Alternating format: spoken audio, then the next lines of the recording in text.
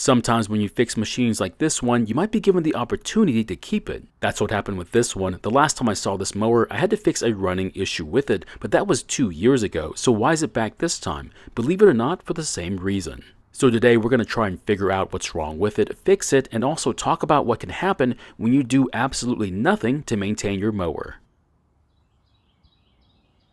In today's video, we're going to be looking at this Honda lawnmower, and the problem is that, according to the person I got it from, still wants to stop while running, which is the exact same problem it had the last time I saw it years ago. There's just one horrible fact that I have to get over, and that is the person who's telling me this story is not the same person who's using it when it has its problems. So that means they're getting their information secondhand, and more than likely there might be an issue with how correct the information really is. Now, I'm going to try and repair this mower, but yours might be a little different, so this might not work on yours. So if things are not working out for you, like in the video, please ask about it. I'll be glad to answer your questions. So when they messaged me and said, hey, we're still having some issues with this mower and was wondering if you had another mower for sale, and if so, we'd like to buy it using the Honda as a partial trade.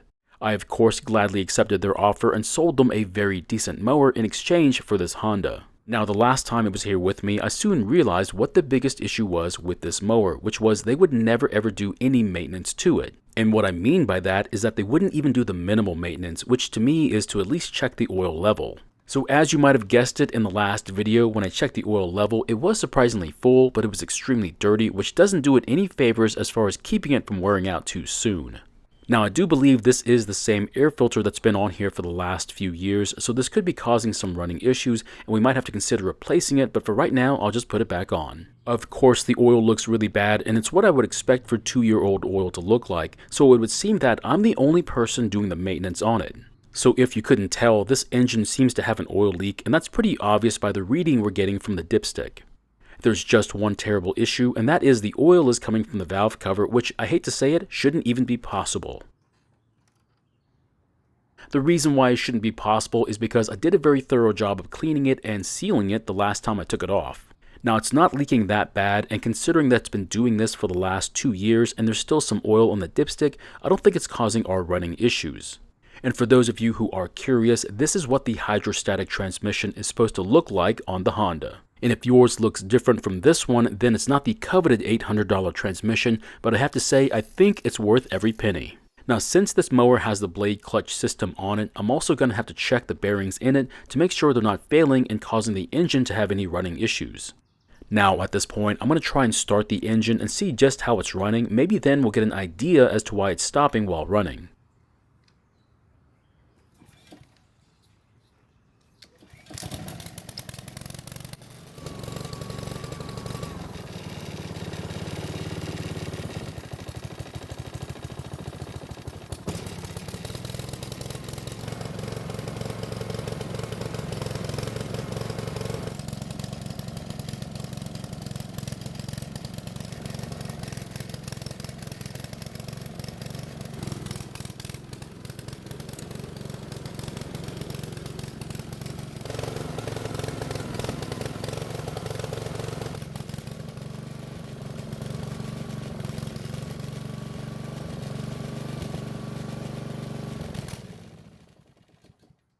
So as you can tell, the engine is not running very well, and if I had to guess, it's either a fuel delivery issue or it's related to the spark plug.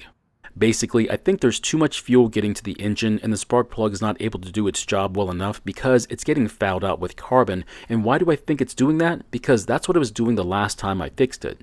So what's causing it to run like this? Well, there are a couple of possibilities, but the most likely one is the fact that the air filter is doing a super job of filtering the air.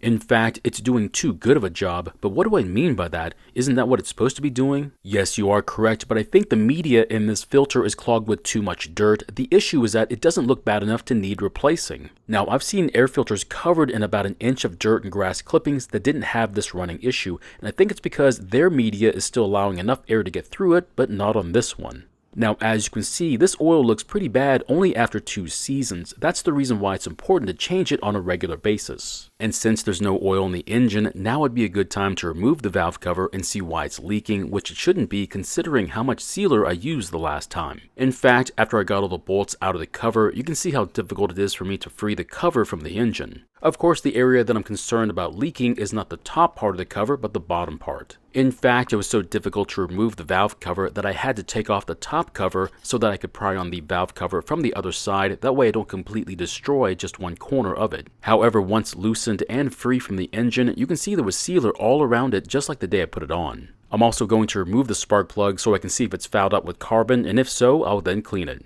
And as expected with how the engine is running, the plug is covered with carbon, which if you didn't know is not the way it's supposed to be.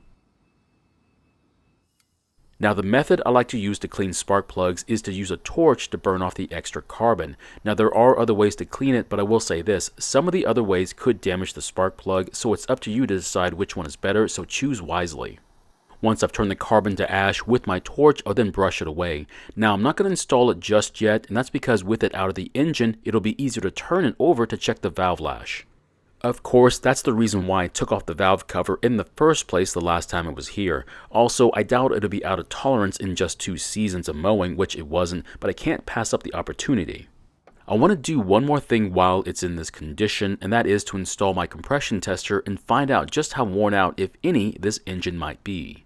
Now it's best to use a drill to spin the engine over, and that's because if you don't, the compression release will interfere with getting a good reading.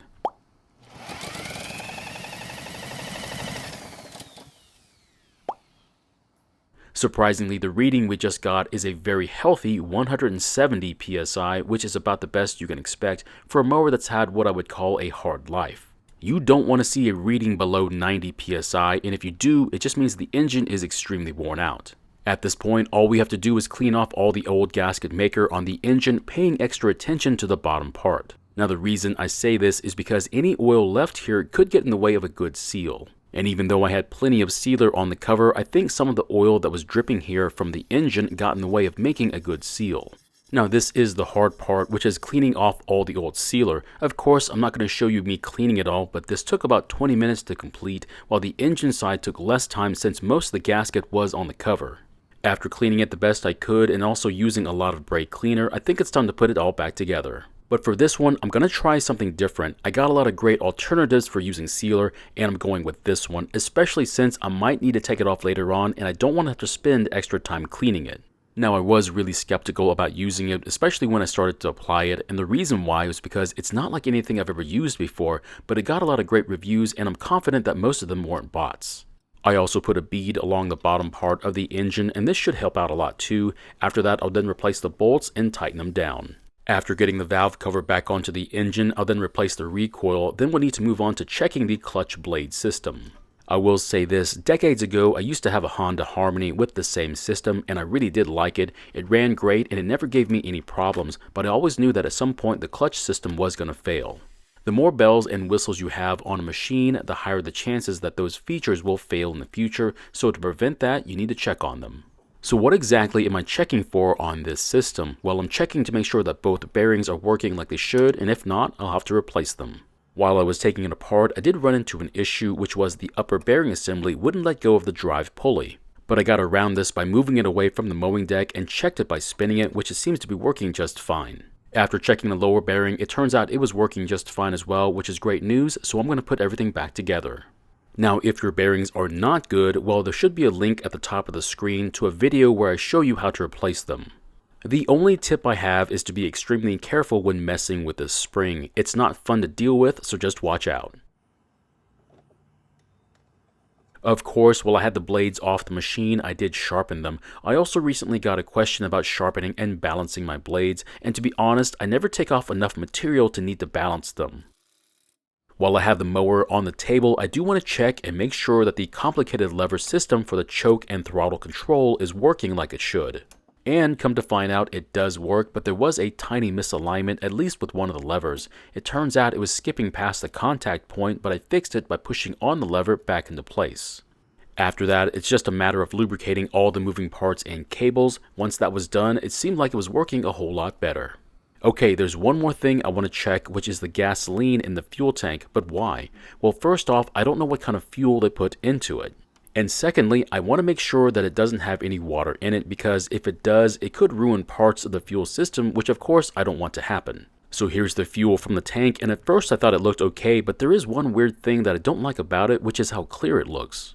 Now my gasoline is about 3 weeks old, but it's not this clear, so I almost have to wonder if this is the wrong fuel. What I mean by that is that I don't know if E10 or E15 gasoline looks like this. Of course, most brands will say that it can use up to E10, but if given a chance, I would only put ethanol-free gasoline in your mowers. Also, to prevent the engine from running too rich and fouling the spark plug out again, I did replace the air filter. Also, if you're not aware of it, this fuel cap is meant to vent air into the tank through these tiny openings in the outer edge. If your mower starts and runs but stops after a few minutes, you might want to remove the fuel cap and using compressed air, blow out the dirt from these tiny openings. After that, I'll then replace the fuel cap, add some oil back to the engine, and then try starting it. It is a real shame, at least for the previous owners who didn't want to do any of the basic maintenance on this mower. If they had just replaced the spark plug, air filter, and kept the oil topped off, they'd still have this $800 mower, but I guess it's mine now. Just as a reminder, try not to overfill the oil, and if you do, just tip it on its side to get some of the oil out of it.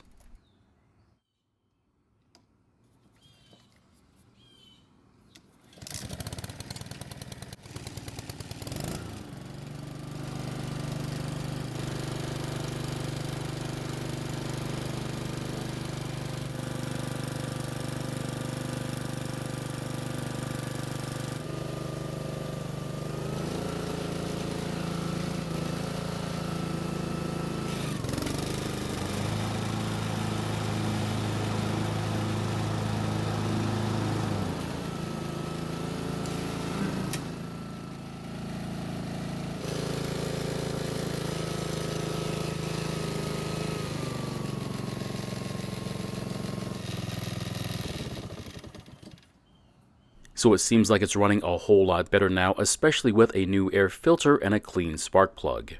Now, if the engine was still running poorly, I would have taken the carb off for an inspection, but after the test start, it seemed unlikely that the carb was the issue. Now, I did feel kind of dumb when I activated the self-propel and the mower ran away from me, but accidents do happen. I had forgotten that I moved the lever to the fastest position and was not ready for it when I activated the self-propel. I'll know better the next time I try that, but I will say one thing, this transmission is the best I've seen in a long time, but it's just too expensive to put in a push mower.